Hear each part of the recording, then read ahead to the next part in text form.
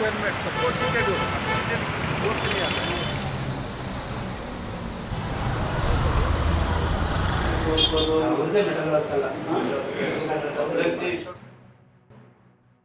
Officer Bangalore Trinity circle metro station में एक accident का खबर मिल करके हम लोग आज शाम को पहुंचे हुए थे। इंक्वायरी का दौरान ये पाया गया ये एक वर्कर कल जो पिलर नंबर 153 में काम कर रहा था एक्सकवेटर मशीन में, उसका नाम है गुरापा पी।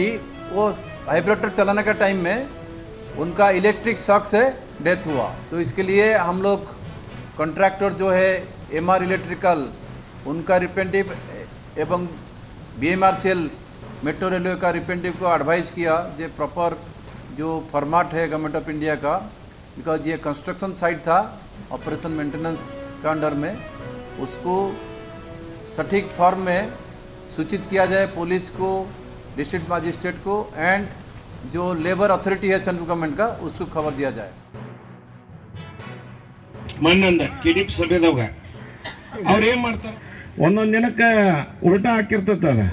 ಯಾಕಂದ್ರೆ ಹೊಸದೊಂದು ನಾವು ಪ್ರಯೋಗ ನಾವು ಅಗ್ರಿಕಲ್ಚರ್ ಯೂನಿವರ್ಸಿಟಿ ಅವ್ರಿಗೂ ಕೂಡ ಹೇಳಿದ್ವಿ, ಸ್ವೀಕರಿಸಬೇಕಾಗಿ ಅವ್ರಿಗೆ.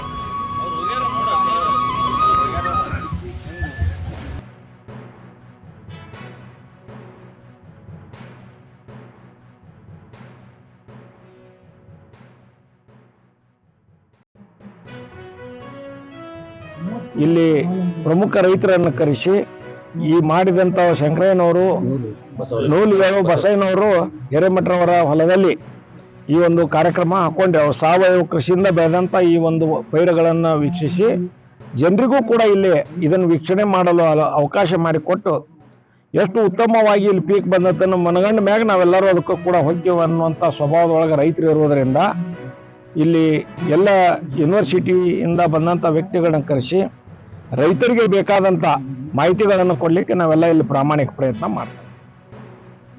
ಆದರೆ ಇವತ್ತು ನಮ್ಮ ದೇಶ ಕೃಷಿ ಪ್ರಧಾನವಾದಂಥ ದೇಶ. ಹೀಗಿದ್ದಾಗ ಮುಂಚೆ ಏನು ನಮ್ಮ ಹಿರಿಯರೆಲ್ಲ ಸಾವಯವ ಕೃಷಿ ಮೂಲಕ ತಮ್ಮ ಕೃಷಿ ಉಪಜೀವನ ಮಾಡ್ತಾ ಇದ್ರು, ಉತ್ತಮವಾದಂಥ ಆಹಾರ ಬೆಳೆಗಳನ್ನು ಬೆಳೀತಾ ಇದ್ರು. ಇವತ್ತು ಆ ನಿಟ್ಟಿನಲ್ಲಿ ಭಾರತೀಯ ಜನತಾ ಪಕ್ಷ ಎಲ್ಲ ರೈತರಿಗೆ ಅಥವಾ ಜನರಲ್ಲಿ ವಿಶೇಷವಾದಂಥ ಒಂದು ಜಾಗೃತಿ ಉಂಟು ಮಾಡುವಂಥ ಒಂದು ಉತ್ತಮವಾದಂಥ ಕಾರ್ಯಕ್ರಮವನ್ನು ಇವತ್ತು ಡೋಲಿ ಗ್ರಾಮದಲ್ಲಿ ಹಮ್ಮಿಕೊಂಡಿದ್ದಾರೆ. ಈ ಅಡಿಯಲ್ಲಿ ಕೃಷಿ ವಿಷಯ ಧಾರವಾಡದಲ್ಲಿಯೂ ಕೂಡ ನಾವು ಸಾವಯವ ಕೃಷಿ ಸಂಸ್ಥೆಯನ್ನು ಪ್ರಾರಂಭ ಮಾಡಿ ಅಲ್ಲಿ ಸುಮಾರು 50 ಎಕರೆ ಪ್ರದೇಶದಲ್ಲಿ ನಾವು ಯಾವ ರೀತಿ ಸಾವಯವ ಒಂದು ಕೃಷಿಯನ್ನು ಮಾಡಬಹುದನ್ನ ನಾವು ಒಂದು ಪ್ರಾಯೋಗಿಕ ನಿದರ್ಶನ ಮಾಡಿ ತೋರಿಸ್ತಾ ಇದ್ದೇವೆ. ಅದರ ಜೊತೆಗೆ ಇದಕ್ಕೆ ಬೇಕಾಗುವಂತ ಏನು ಸೂಕ್ಷ್ಮಾಣುಜೀವಿಗಳ ಗೊಬ್ಬರ ಅಂತ ನಾವು ಹೇಳ್ತೇವೆ, ಬಯೋ ಇನ್ಪುಟ್ಸ್ ಅಂತ ಹೇಳ್ತೇವೆ, ಅವುಗಳನ್ನು ನಾವು ಉತ್ಪಾದನೆ ಮಾಡಿ ರೈತರಿಗೆ ಡೆಮಾನ್ಸ್ಟ್ರೇಷನ್ ರೂಪದಲ್ಲಿ, ಪ್ರಾಯೋಗಿಕ ರೂಪದಲ್ಲಿ ಕೊಡಕ್ಕೆ ನಾವು ಪ್ರಯತ್ನ ಮಾಡ್ತಿದ್ದೇವೆ. ವರ್ಷವೂ ಕೈ ಒಪ್ಪದಿಂದ ನಮ್ಮ ಕಾಲದಿಂದನೇ ಸ್ಟಾರ್ಟ್. ನಮ್ಮ ಕಾಲ ಕೊಡ್ಲಿಲ್ಲ ಅಂದ್ರೆ ಜಗಳ ಮಾಡ್ತಾರ. ಇನ್ನು ಹೊರತು ಅವ್ರು ನಾನು ಹೇಳ್ತೇನೆ, ಅವ್ರು ನೀವು ನನಗೆ ಬಿತ್ತಾಕ ಬೀಜ ಏನು ಕೊಟ್ಟಿರಲ್ಲ ಅದಕ್ಕಿಂತ ಗಾತ್ರದಾಗ ದೊಡ್ಡದೈತಿ ನೋಡಿ ನಾ ಕೊಟ್ಟ ಕಾಳು ನಿಮಗೆ ಅಂತ ಹೇಳ್ಕೊಡ್ತೀನಿ ಅವ್ರು. ಇದು ವರ್ಷ ನಾನು ಬರೀ 17 ಎಕರೆ ಬೇಸಾಯ ಮಾಡಿದ್ದು, ಒಣ ಬೇಸಾಯ.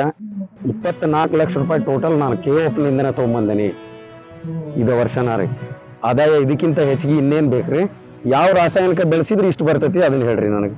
4 ವರ್ಷಕ್ಕನ ಅಡಿಕೆ ಫಸಲ್ ಕೊಡ್ತೈತಿ, 50-60 kg ಗಿಡ ಅದಾವು ತೋರಿಸ್ತೇನೆ.